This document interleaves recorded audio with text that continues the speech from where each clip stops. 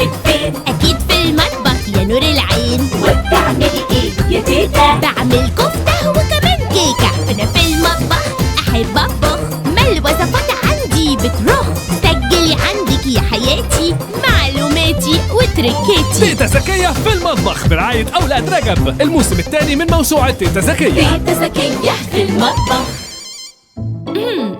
لكل اللي بيحب يعمل الكريب، حلو حادق كله عادي، بس لما تعرفوا التركة الصح هيكون أحلى وأطعم كريب تعملوه في الدنيا. بتاع تيتا ده حطي 1 كوباية لبن كامل الدسم عشان يبقى منغنغ كده، 2 بيضة، كوباية دقيق، رشة ملح صغيرة ومعلقة سكر صغيرة ومعلقتين زيت.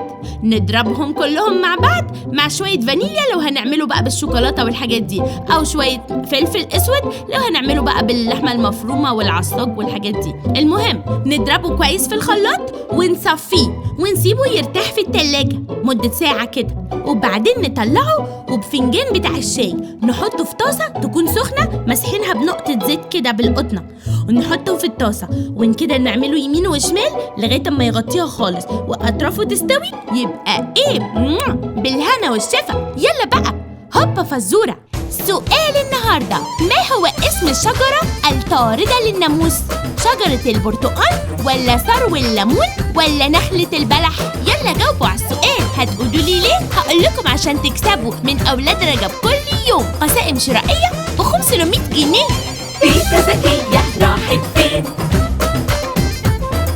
وبتعملي ايه يا تيتا؟